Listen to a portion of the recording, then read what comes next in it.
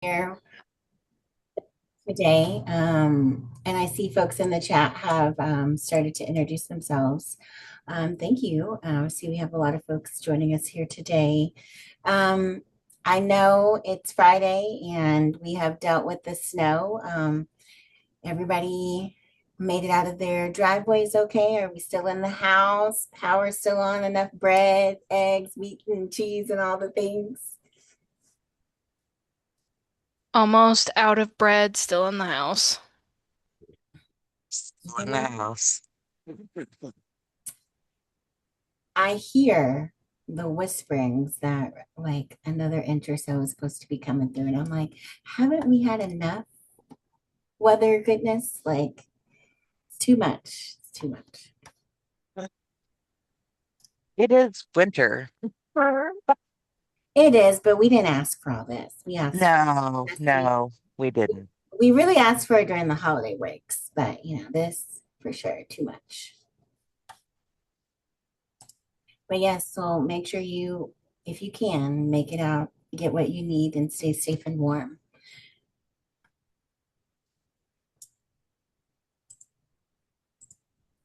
I have on here a wellness check-in, and I'm also going to drop it in the chat, the Mentimeter code, and put it on the screen. Just a little wellness check-in. If you bear with me, because I'm working on multiple screens over here. I'm dropping it in the chat.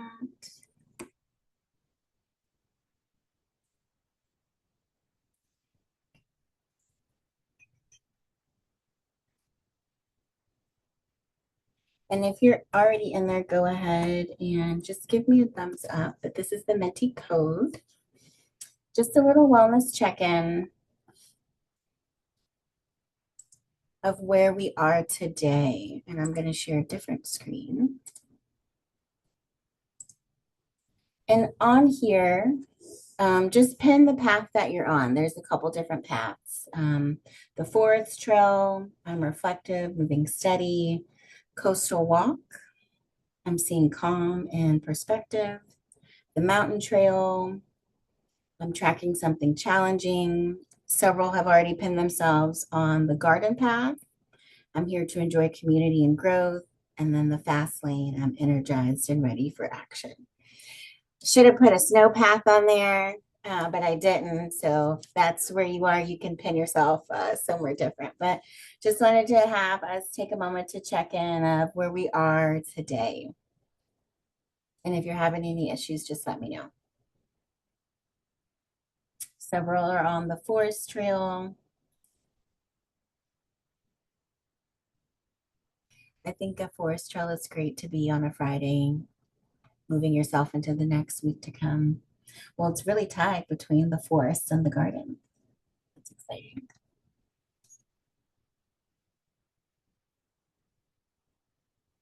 Anybody from the forest or garden path want to say what they are reflective and moving steady on? Or from the garden path?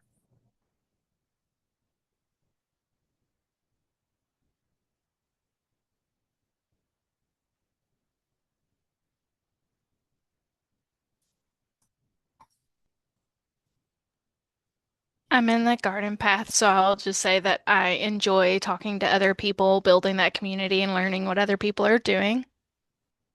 I love that. Thank you.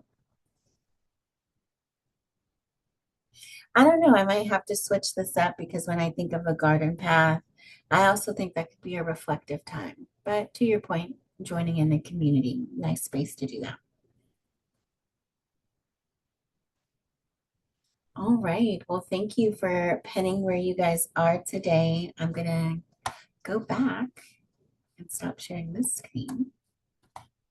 Take us back to our PowerPoint.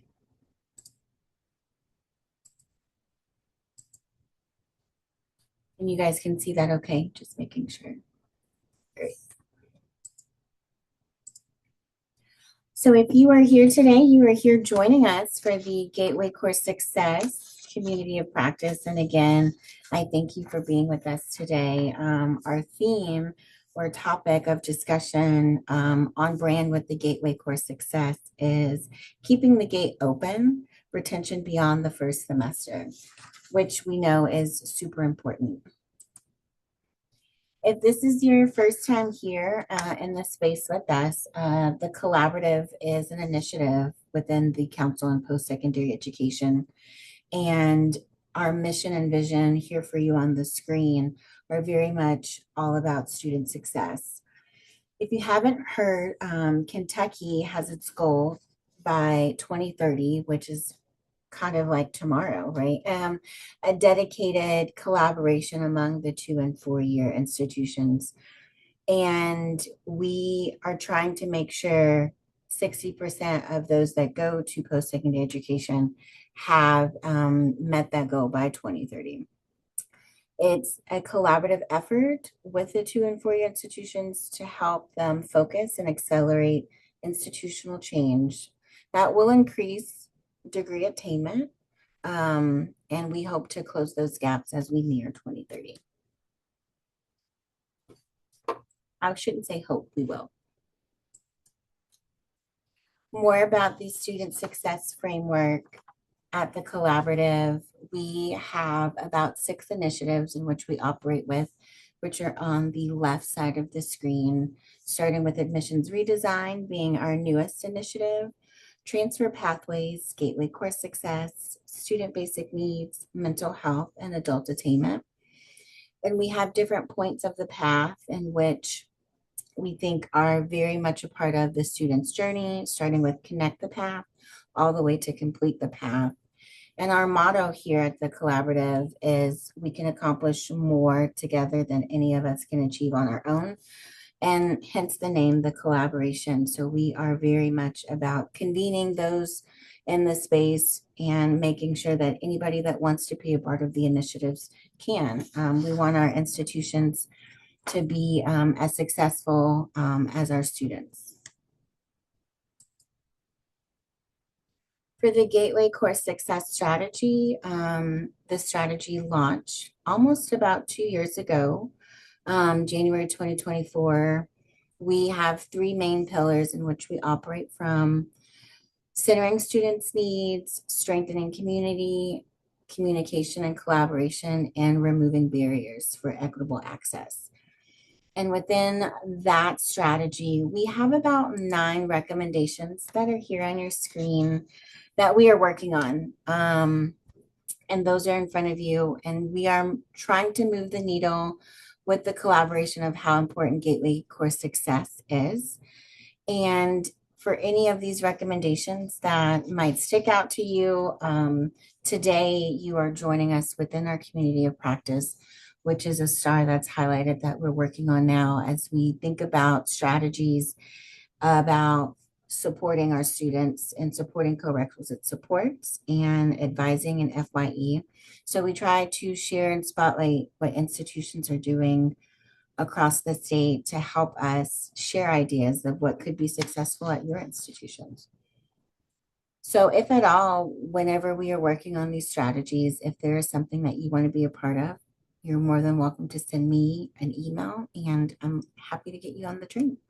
But that's just a snapshot of what we will be working on this academic year. And helping doing the good work with me across the state of Kentucky is this great team of senior fellows that I have, starting with Fallon, Kasha, Shane, Kanya, and Dee. Without this team, I couldn't do half the things within the Gateway Course Success Strategy. As you can see, we have representation all across the state of Kentucky. And if at all, these folks have always given great inputs from the smallest idea to the largest professional development that we're putting on right now. This team is very powerful and mighty, and I thank them for all the work that they are helping me do. And without further ado, I will pass it over to Senior Fellow Fallon to enlighten us on FYE and its importance. Hello, hello, everybody. So today's theme is keeping the gate open, retention beyond the first semester. So when we think about the first semester, we have to think about some of those steps we try to do to keep students here and to keep them prepared. So orientation is one of those very first things that we do, as well as freshman introduction courses, and then the advising process, because those often are some of the very first people that students meet, and then that will help them continue through to the next semester. You can go next, Ashley. All right. So the basics of orientation and FYE are what I'm going to talk about. Many schools have optional or required orientations. Sky CTC had a required orientation for the very first year I was a part of it, and then they switched over to having no orientation really. And now we're back to having an optional orientation. We do have quite a few students sign up for that. I know different schools have very different modules of what that looks like. But orientation often is you come in and learn about the school, you do a tour, you might eat, you might meet some other people, and then you also get your classes, right? Some go way more in depth, some are very quick, just kind of depends. This is also true with a freshman intro style course. Some have required ones, some have optional ones. I'm sure there's colleges that don't have one at all.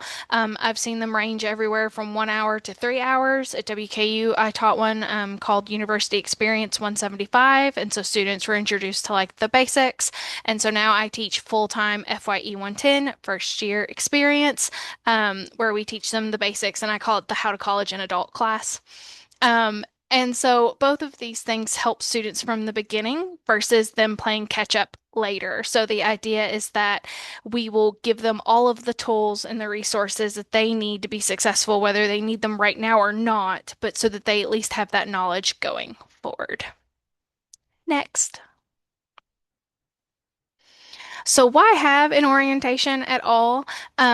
Students are nervous, right? One of the things we did at a recent orientation, I played a game with students and they were so excited because they got to talk to each other. They were making friends. They exchanged phone numbers with some of them. Um, and they were asking questions about like, well, I don't know where my classrooms are. I'm worried I'm going to get lost. And we don't even have like a huge campus, but it's confusing enough from the get-go, right? So they're nervous about the technology. They're nervous about what their classes are going to look like. If they're non-traditional, they're nervous about being there a bunch of, high school students surrounding them, and they don't know what that makeup is going to look like. So students get very nervous, and that orientation can help calm a lot of those feelings, and give them kind of the tools to make them feel like they are prepared to start on that first day. It also gives them all of that basic information to start with. Again, where are my classes at? Because some of them aren't going to feel brave enough to just come do a class tour on their own on campus. So we offer that as an optional. If you want to walk to all of your classes, we have someone who can help you do that and kind of map out your day. And I've seen this at a lot of orientations. We also at ours cover starting technology and login. So we make sure that students can log into their computers, which quite often they cannot, especially as this gets more and more complicated. Like we have the backup identification thing where you have to download an app and you have to have a phone and you have to make sure that you can say, yes, this is me. Students change their phone numbers constantly. Duo factor, yeah. We use the Microsoft Authenticator. So if they change their phone number, they can't get the text. They can't see that. They may not be able to get into the app. And sometimes they do that between setting it up and getting there at orientation. So it can be a lot of tech running through and fixing. And that's really important to make sure that they can get into their online classes or they can get into classes during that first day. So we cover that. They show them Blackboard. They do a lot of things like that. Already talked about the opportunity for tour to see their classes. And then there's also an opportunity for meetings with advisors and financial aid. And I see this pretty commonly at the orientations that I've seen. So they may be really worried that their financial aid didn't get in or they want to know when they're going to get the money. They want to know how much they're going to get if they have to pay, how they're going to pay. They may have questions about their classes. They may have already decided to change what they're going to major in, so that gives them a chance to talk to people about that. And so students are just going to be more successful if they're better prepared. And not only that, if you have more than one college in your area, what we've discovered is if the starting dates aren't the same, they might get confused. Sometimes when we start before WKU, we'll call those students who missed and they're like, oh, I didn't think we started till next week. But that's because WKU doesn't start until next week and they weren't paying attention to the dates. So there's all kinds of crazy things that orientation can help with to make sure that they're prepared. Even reading their schedule is really important because students tend to miss that and you never know. TR for some reason means Thursday to a lot of students, not Tuesday, Thursday. Next. All right. So I teach first year experience, 110, and so some typical course basics, the How to College class. So I always call this the How to College and Adult class. Um, we teach study skills, test taking skills. We talk about test anxiety. We talk about note taking. We talk about money and time management. And so many students get so excited about the fact that we're going to talk about money management, which I always think is interesting. But a lot of times high school doesn't cover that. And so now they're having a full-time job, they're having to pay bills, and they're just unsure. Or even my non-traditional students are like, I could really do a lot better with my money. And usually when I ask, do you any of you have a budget? Like 3 people out of 28 will raise their hands. Um, so it's one of the things they're most excited about programs. So we are Microsoft Word based. So we do Word, PowerPoint, a little bit of Excel, and we talk about Outlook and Teams. So we go through all of that information to give them kind of the basics so they're prepared for what they need to use in class. We get it on their computer. We make sure they can access it online, that kind of thing. And then we do a lot of career research in the second half of the semester. So we actually, if they don't know what they want to do, they have to pick a career. They can research multiple. We do like self-assessment activities with them to kind of help them realize who they are, what they might be interested in. And these are pretty typical, I think, of a lot of the first year experience type courses. Next. Now, specifically for FYE 110, which isn't taught at all the KCTS schools, but is slowly being picked up by more, I think, but it's our full-time thing at SkyCTC. We do require it for all students getting an Associate of Arts or Associate of Science, and then a lot of the AAS students also take it, and it covers digital literacy and student success for us. So these are the actual competencies. I'm not going to go through and read all of those, but kind of the themes are academic skills. We want to make sure that they know what they're doing, and we want to give them the resources on campus that they need. We also do a lot of career research. So, like I said, we give them the websites where they can go search out salaries. We do that with them. They put together an entire PowerPoint about their career. What are the academic requirements? I have students who are like, I did not know that I had to have a master's degree to do this job, and I don't want to go to school that long. So then they start searching for something else. We covered the digital skills, soft skills, communication. So it's a wide range of things, but integrated all together because you can't learn academic skills without learning digital skills, right? And all of those soft skills, like how to communicate with email, are tied into that. So when you put all of it together, it works really well. Next. And so, why have a first year experience course and why does it help retention? Students learn those key academic skills and digital skills. And so, one of the top things I have mentioned in my reviews are I did not know how to screenshot on my computer, and I did not know that was something I could do.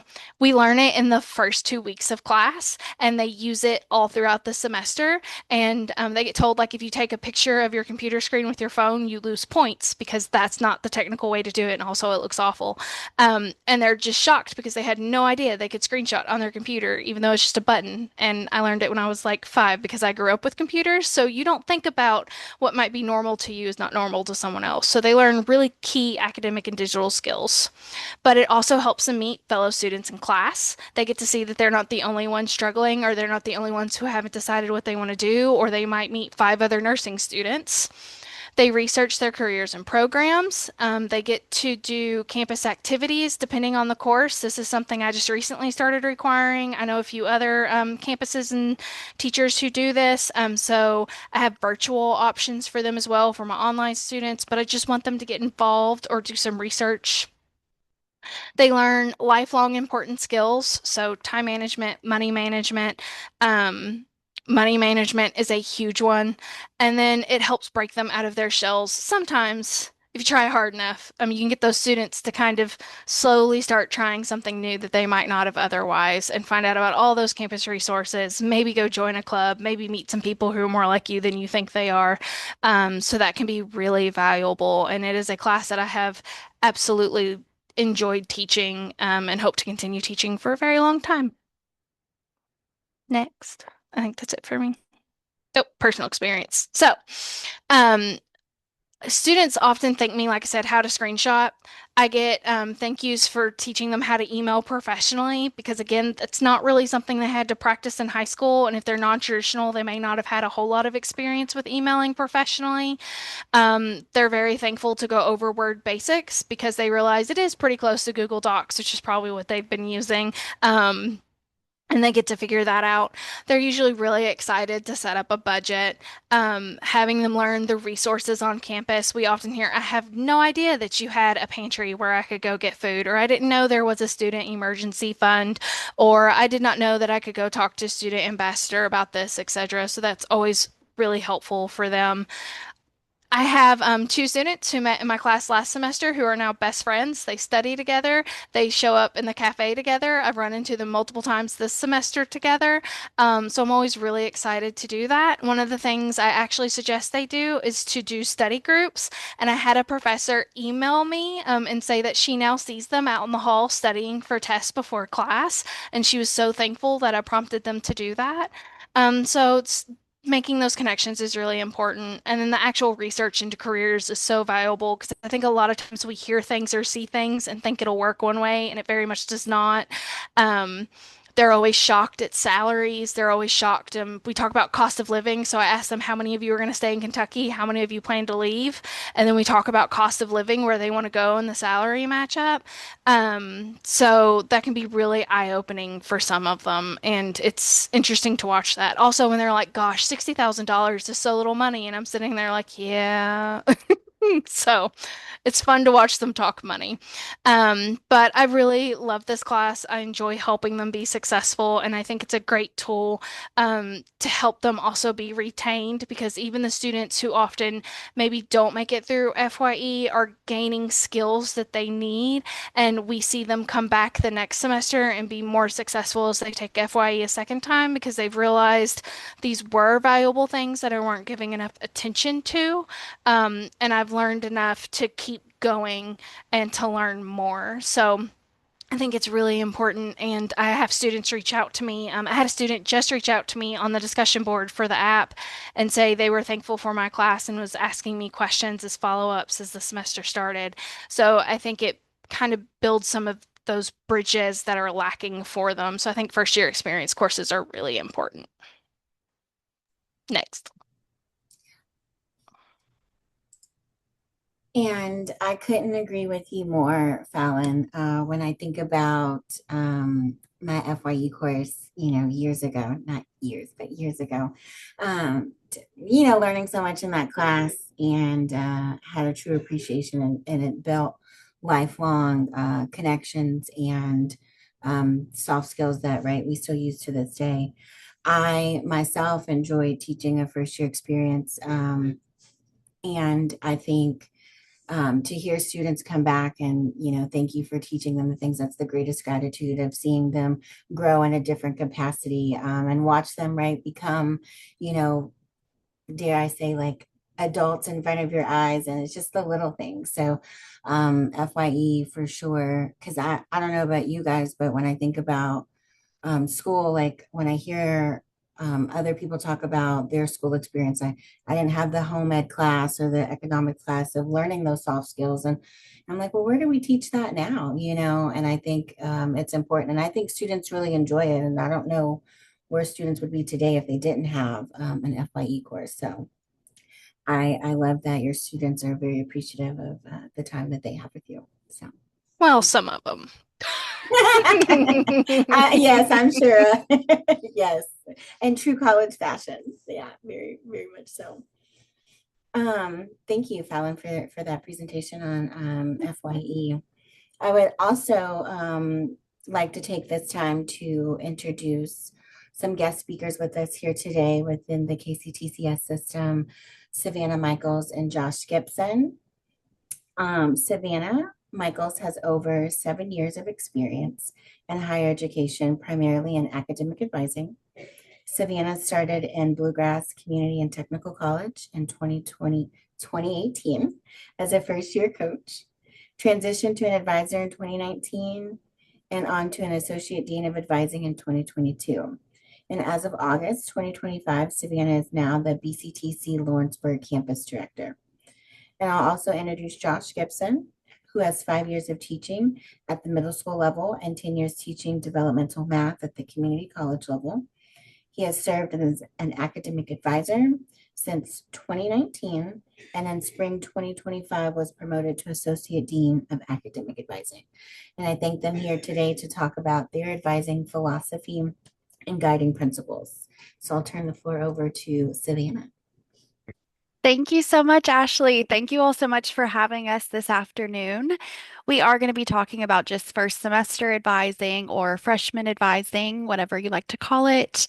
Just some high level tips, some philosophies that we have, and some things we've learned throughout the years. So if you want to hit the next slide. So just as an overview to start us off, just a philosophy of first semester advising, empowering students through developmental, holistic, proactive approaches. So it's really that holistic model. We're not just looking at what classes do you need. We're not just looking at the curriculum, but also exploring resources, really meeting the students where they are, seeing how the advisor can best help them based on their individual needs. There is a link in here. We won't go to it today, but I believe this PowerPoint will be shared with you all and you can reference it later. That BCTC Freshman Advising Guide is something that was put together from a group of faculty and staff at BCTC, really, again, just focused on what are the needs of our first-time students, what are they needing in order to retain to the next semester and really be successful. So feel free to check that out. It's just a long PDF. It does have a lot of our first semester class guides as well. And then we will go over kind of more of the specifics on building relationships, fostering student independence, and setting goals and resource connection here in just a moment. We like to think of ourselves as the point of contact for our students at BCTC. Most of the time, when a first-time freshman comes in, an advisor is the first person they're actually talking to. They've been through orientation or things like that, but their actual first contact is the academic advising. So we like to think of ourselves as kind of a wraparound. You can come to us for questions about, where to get your student ID made, where's the financial aid office at. When we're first semester advising, we are, wraparound for everything. Next slide, please. So just some guiding principles and really some characteristics of a good advisor, especially with working with that freshman student. So one thing is establishing trust up front. So as Josh mentioned, we're kind of that first point of contact. So it's important that advisors are being responsive, being timely in their communications, because again, it may be the only person at the college the student has formed any type of relationship with, the only person whose email maybe they know or whose phone number they've saved to reach out to.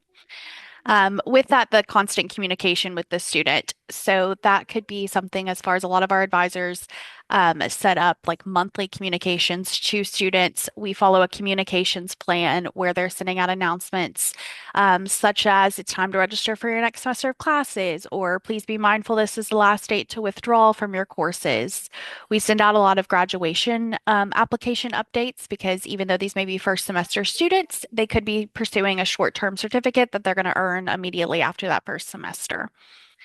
Within empathy, Josh, sorry, go ahead. And since they're first semester students, they're first semester from all walks of life. So not just brand new students who are, fresh out of high school and things like that. We have a lot of students with their population. This is the first time they've ever been in school. They may not be 18, they may be 25, they may be 35, they may be 50.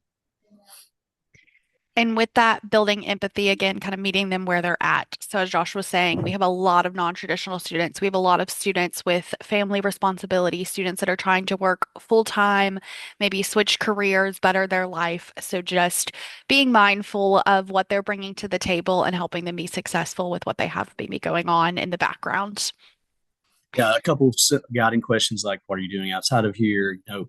What's your home life? You don't have to get in depth with them, but it's amazing what just a couple of questions to the student would open up how they're ready to talk about themselves.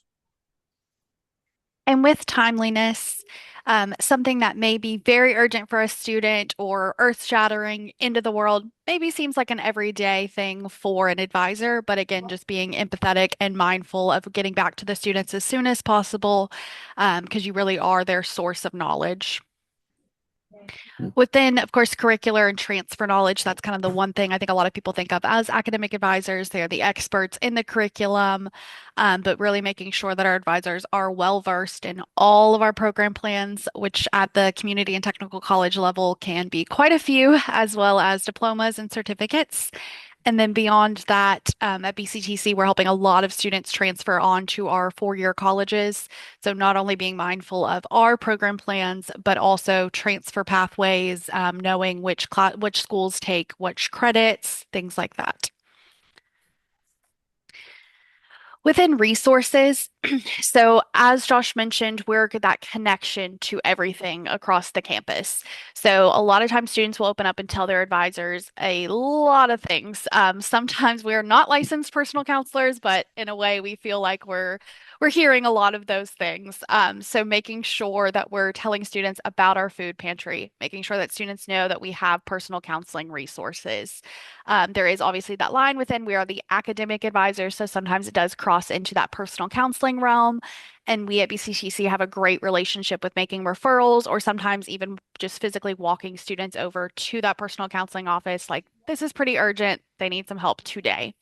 So making sure they're getting connected with what they need. Another huge resource that I feel like we're always sending students back and forth to is financial aid. So making sure students really understand their financial aid package, understanding maybe they are in a SAP appeal situation, talking them through that and getting connected with those folks. And that's where holistic advising model comes from. We are wraparound services, so we don't know the answers to everything. But especially when we have, a first-time freshman, we try to get as much stuff out there as we can. We know they're going to come back and follow up with some different things. But in first principles, we want to know with the basics where it's at. This is what you need to do. Now, I'm kind of big on here's your next step. To here's what you got to do today. Here's what you got to do tomorrow. Here's when classes start, and then we can kind of fill in some of the blanks later. And lastly, documentation, and you can think about this a couple of different ways. At BCTC, we do have a model where our first-time students are assigned to a staff advisor, for the most part, give or take a couple of few technical specialized programs. They're with that individual throughout their first semester, and then they're typically transitioned onto a faculty advisor more so in their program. So good documentation is helpful for that transition so that the second advisor really knows what was going on, what was that foundational level conversation, what is the student's plans. A lot of times our students will stay with the same advisor, just kind of depends on their program plan. So not only is it helpful for someone else in the future, but also helpful for the advisor themselves. Our staff advisors on average, and Josh, correct me if this has changed, but they have about 300 students on their caseload, give or take. Some are higher, some are lower. So it can be very difficult to remember that conversation you had with someone 4 months prior, but to them, they're going to remember everything about it. You're the only advisor they've spoken with. So just keeping good notes that you can reference for yourself or that other advisors can look back on. We also do a lot of paperwork and documentation as far as course substitutions, waivers for classes. So again, just with the timeliness, some of those things can hinder on students' graduation, especially if it's one of those short-term certificates they're earning that semester. So just making sure documentation is kept across the board for all advisors. Next slide, please. Josh, do you want to talk about mandatory placement? Yeah, so with our mandatory placement, we follow our KCTCS policy through CPE.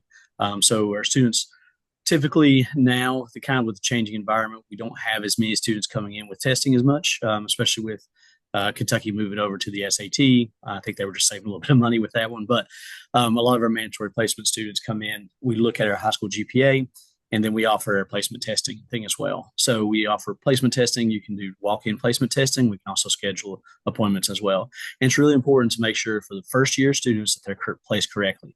Lots of our students will need a developmental English or developmental math, something like that for the very first semester. And it's really hard for a student to succeed. Let's say that they want to go into a nursing or something like that. It's really hard for them to succeed if they're not on college level in an English class. Or it's hard for a student who want to get into our electrical tech program who doesn't have the highest mathematics skills. So really with our mandatory placement, we do trainings throughout the year and, different types of advising summits and things like that to try to get the students into the correct one. Because it's better for a student to take a developmental semester than just try to get into some of them. Some people think that it might be better for the students to go ahead and just try the harder courses, but they're less successful. And then students end up repeating the courses and they're set behind anyway. So the first semester mandatory placement is key for that so that students can get strong footing and get onto the actual pathway that they need to be. I've seen plenty of times where a student's been really close. They should have been in the developmental math class and they got into a college algebra class and then they didn't pass it and things like that. So that's why it's big time. I really want to make sure that we're emphasizing mandatory placement for those students, especially the ones that may need the developmental classes. Next slide, please. So another best practice with working with our first semester students is identifying those goals and program plans or major upfront. With the community and technical college system, we do have program plans. I know most four-year colleges, it's majors, but we'll kind of use those interchangeably here. But really just making sure students are set up on that right foot. So not only are they in the right classes that are appropriate for their placement, for their test scores, kind of where they're at, but also making sure it is even the right trajectory for what they're wanting to do. So we work a lot with our advisors and with our career counseling career center to make sure that students are understanding the connection between their major and their career. There are some things that are very obvious. If you're going into a RN degree to be a nurse, you're going to end up being an RN, a registered nurse.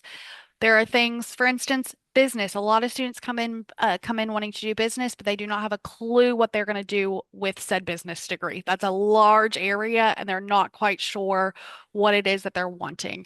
I've had people come in and say, I think I want to do accounting. My dad or so-and-so does accounting. They make a lot of money. I think that'd be good. 5 minutes later, tell us they hate math and they don't like numbers. I'm like, well, let's probably reevaluate that. So constantly just having those conversations about what is realistic for the student. Maybe they're saying I think Fallon mentioned earlier, somebody wanted to go into something that requires a master's degree. They realized they didn't want that much of schooling. So making sure people know up front. I have had quite a few conversations with students that are interested in med school. Pre-med's not a major. You're still going to have an undergraduate degree in biology or chemistry and then go on to medical school. So really explaining what that journey looks like up front is great. And then they also have like some things like if they say nursing, they're like, well, are you going to do our RN program? Like, well, no, I need to get my bachelor's degree. It's like, well, you're not going to do our RN program. You're actually going to do a BSN program. So they don't know that there's a difference between those. Some students, they'll say nursing. They don't even realize that you can get a 2-year nursing degree. And you become an RN the same as you would a BSN. Education's another one too. We have an early childhood ed and an educator prep. If somebody comes in and says, I want to be a teacher. Well, they may not want to be a high school teacher, high school science teacher, or a middle school teacher. They may only want to work with pre-K kids. Well, then that's an early childhood ed degree. So that's only a 2-year one. Or if they say, I want to teach, 5th grade, without realizing that those are not early childhood kids. Those are actual 4-year degrees. So clearing those things up really helps streamline the process, getting people into the correct way and making sure they can see the pathway. And at BCTC, we do have a guided pathways model where we have essentially career clusters. So think healthcare, but in that embeds both nursing, sonography, radiography, anything in healthcare. So we do work with students who are undecided. With that undecided population, we try to narrow it down at least to one of those guided pathways to an overarching career cluster to get them set up in that field moving forward. Hit the next slide. So course modality and credit hour guidelines, that's another thing we want to be very upfront with students on, especially in their first semester. A lot of students have no idea what 3 credit hours means. We say you're going to be in English 101. This is a 3 credit hour class. I know just in my experience, pre and post COVID, 3 credit hours honestly looks a little bit different than it did a while ago versus now that we have a lot of hybrid classes. We have a lot of online learning, remote courses. So explaining how much time you're really going to spend on that course. Also explaining to students things like a math class may take more time than your Art 100 course. So explaining things like that, the true workload required. We also like to make sure that students understand online versus in-person classes. A lot of our students went through high school or even middle school during Zoom or during COVID, and they're kind of familiar with the Zoom school. We have to explain most of our online courses are not a Zoom school model. They are what we call asynchronous. So you're having simply syllabus, assignments, deadlines, textbooks, but not that live lesson. So really drilling down and seeing if that's the best learning style for a student or not. Something that I typically recommend working with first-time students if they've never taken one of those on asynchronous online classes, but they're interested in it, maybe let's do a mix. Let's not go 100% online that first semester when you're already new to college. Let's also not be new to online learning at the same time. Maybe take just one course. So that is something nice with BCTC. We can have the flexibility to do all online, half online, a mix of both. As we mentioned earlier, our students come from all walks of life. We have a lot of non-traditional students. They have a lot of external commitments going on.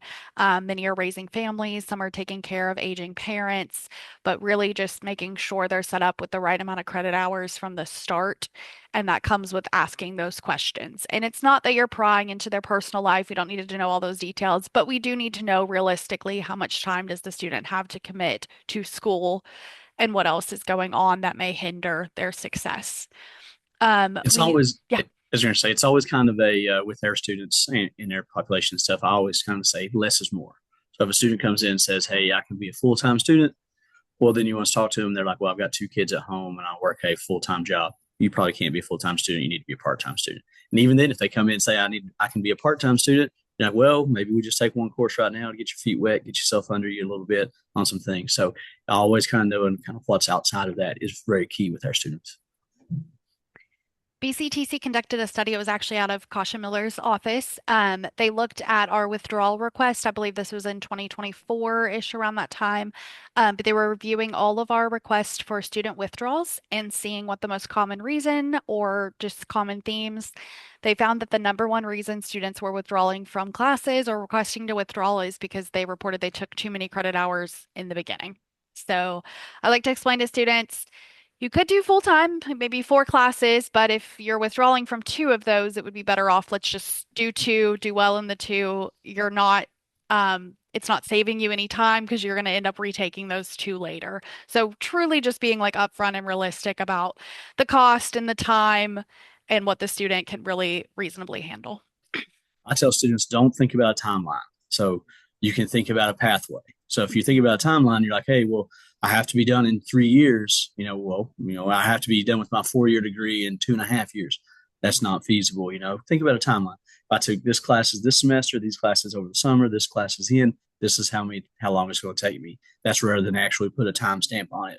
Because once you tell a student, a first-time freshman, if they say, hey, I want to get a bachelor's degree, it's like, well, you're looking at 2030 or 2031 to graduate. Lots of times they'll have a panic attack.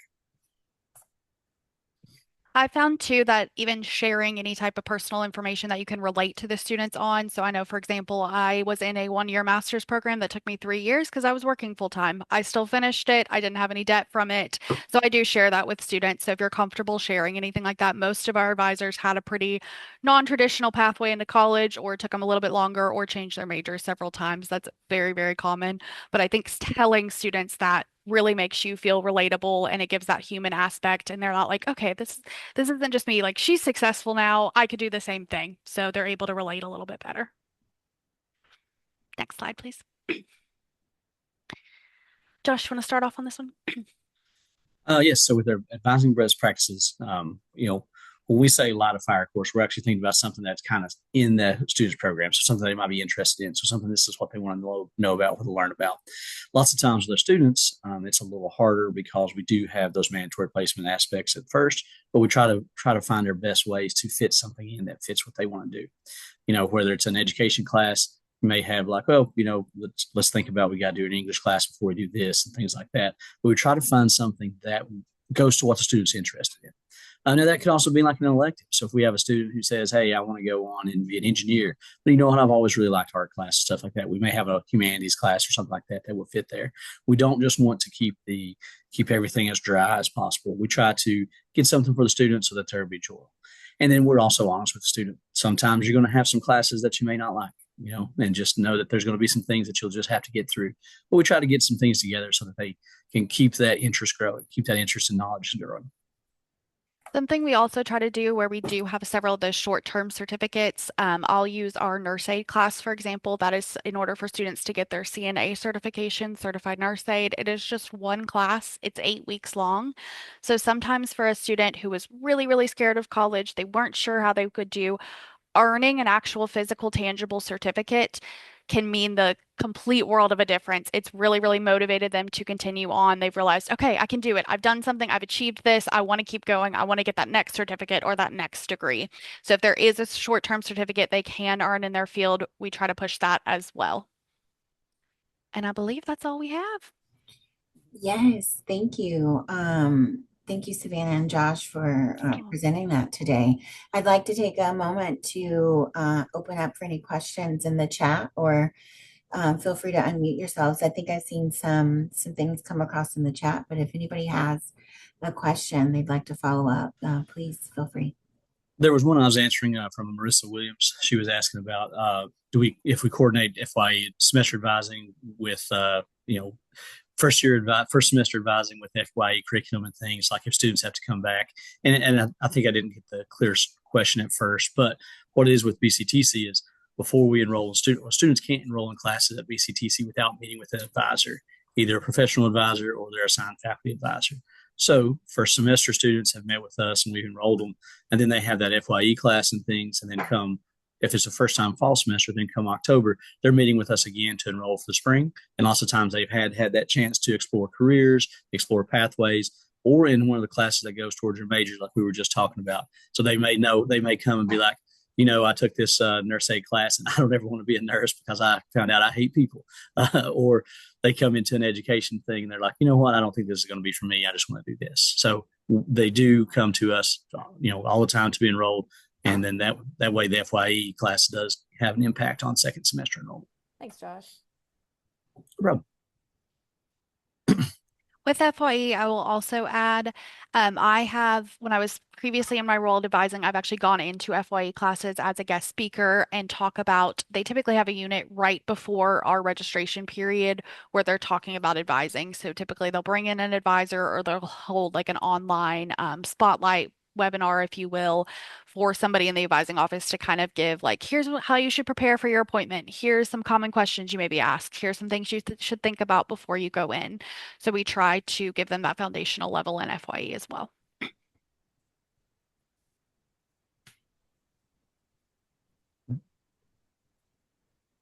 I had a quick question. Oh, okay.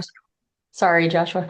I had a quick question. So I'm the director of academic advising at Spalding University, and we have a little bit of a unique advising setup. So just for quick context, we were decentralized and had only faculty advisors. At some point, we centralized, but gave departments the option to keep their students as faculty advisors. So maybe that's not unique. Sometimes it feels a little bit disjointed, but I like the model of holding on to first-time students or for whether they're transfers or whatever in their first semester. How do faculty advisors feel about that, for lack of wording it better? But like, I could see them being resistant and kind of monitoring the work that the staff advisor does, mainly because they already do that. And kind of that push and pull between the departments that know they're going to eventually take them over and they want to have kind of control over them from the start. I'm curious if other people have that experience and kind of how they how are they receptive to that? Well, we do have, our model is the same. So we have our advisor with their advising loads, and then when students get into their programs, they move over to faculty as well. Faculty are limited to about 35 advisees. So that means that they don't have as many students. And there's always that give and take. Sometimes they're like, hey, I want my students immediately. If they're in this we have certain programs and they're like, when students sign up for these classes. I want them assigned to me, kind of immediately. And, we do our best with those students as well to be like, okay, well, here you go. We'll go ahead and reach them out to you. And then other places will be like, oh, that's fine. Once they get through that first semester, then you can put them over to me. So it's a little bit of both. I will say we probably found the same issues I would think that you guys have. It's some of the same things that we'll deal with. We do know some of the faculty members that are better about it. So they like having those students up front. We have some people in their skilled trades and out of health, and they're like, hey, go ahead and assign them to me. I don't care if I'll take over the 35 students because I want to work with them a little closer. And then you have some of the faculty members who are more like, well, that's okay. You guys do a good enough job. We'll have you guys do them. So there's not really a good answer for it. I just want to say that it's probably the same kind of problems that we have here that you guys have. One thing from like a practical standpoint, most of our faculty are on 10-month contracts as well, so they are not there for the summer. So that's June and July when we're seeing a large majority. We do start registration in March. However, we all know they typically wait towards the end. So we see a large chunk in that like July time period.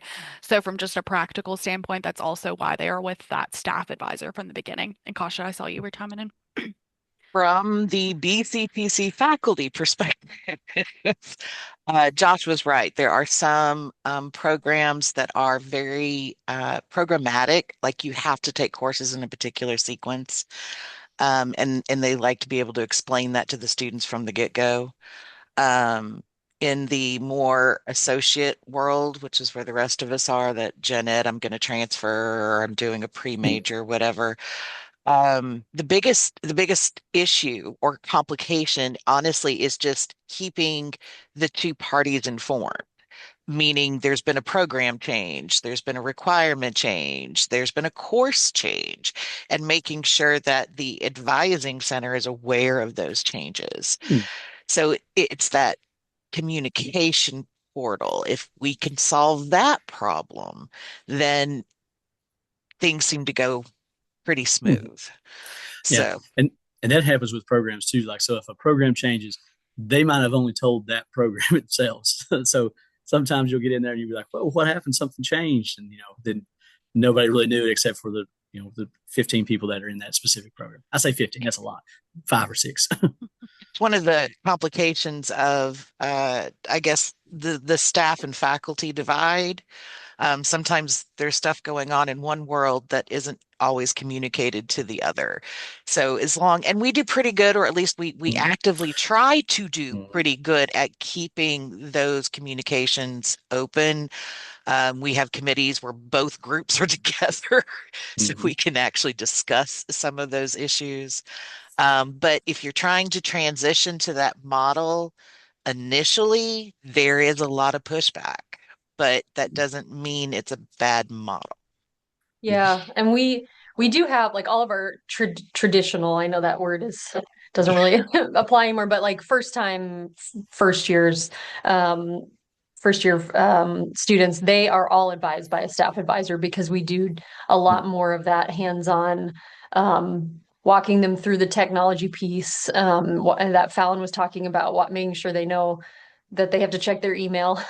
A lot of things that, some students know, but a lot of them don't. So we do have that, and then they transition after the semester. It's usually like the transfer students and then the mid-year starts that we never really know, or like technically they're a first year, so we should technically hold on to them, but they're not in that first wave over the summer when, like Savannah said, they're not on contract and we don't want them to have to feel like they need to work. So yeah, we also just got a TRIO grant, and so I think that's going to play into some of that as well. So still feeling it out, but it's encouraging. Even if people are having that issue, it's encouraging to hear that. That's why I like these webinars. Yeah, we have TRIO as well, and I always think the more people that can help the student, the better. Sometimes we get a little diluted with it, but I think having more options on the table is better. One piece of advice, Jane, I'll share that we worked on a lot when this model was kind of first starting and transitioning. We had an advisor priority assignment list. So things like TRIO and like grants that have to have certain students based on federal grant money go to the top. Things like international students, so on and so forth. So I would recommend maybe working on some type of advising assignment priority based on any of those special categories, and that helps.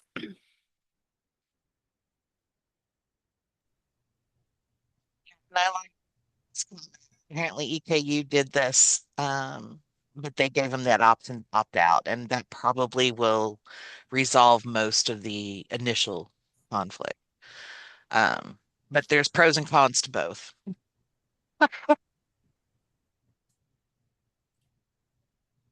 Well, again, I'm grateful for the discussion. Jane, you started something that was on my next slide. Was going to put a call to action out there. If there's something that you guys want more input or feedback, or if we can bring somebody in to share about their experiences as it relates to advising or FYE courses, feel free to drop it in the chat. In the email back that will have this presentation, I will encourage folks to do some homework, if you will, and share or dive deep into one practice that we can either expand upon or offer more feedback, or that you would be willing to share. So just a small call to action, and it sounds like, we could get some input on the centralization and folks's input. Sorry, Kasha, I just saw your thing in the chat. Link didn't work. I will make sure the link works in the follow-up email. But we'd like folks to share out so that we can follow up on some of these great things for discussion. Within the interest of time, I know it's 1 o'clock and I want to be respectful of time.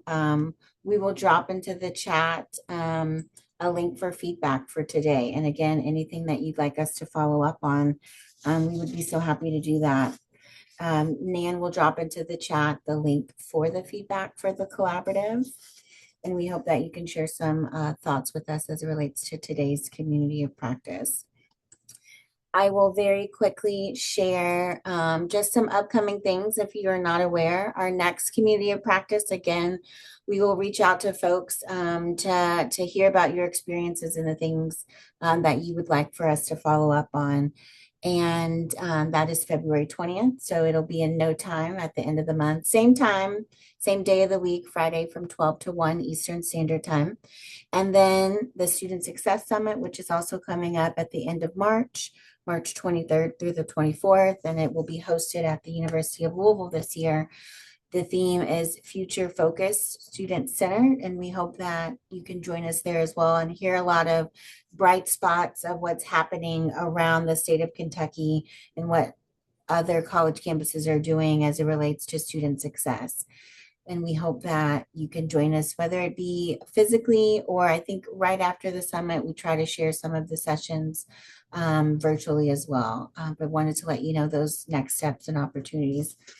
But I would like to thank you for joining us today. And I hope that if you do have weather that is coming your way, more snow round 2, again, that you stay warm, stay safe, and get everything that you need. And we hope to see you back here at the Gateway Course Success Community of Practice in about a month's time.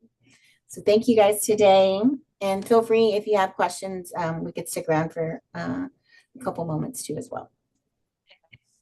Thank you, Savannah and Josh, for coming in, sharing with us.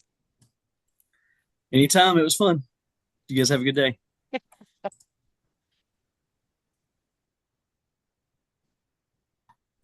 Hey, Ashley. So this is the first one of these I've been to because my role recently changed in the last year. And so how do I get on, like, Katie had forwarded it to me, but how can I get on a list, or how can I do this more regularly?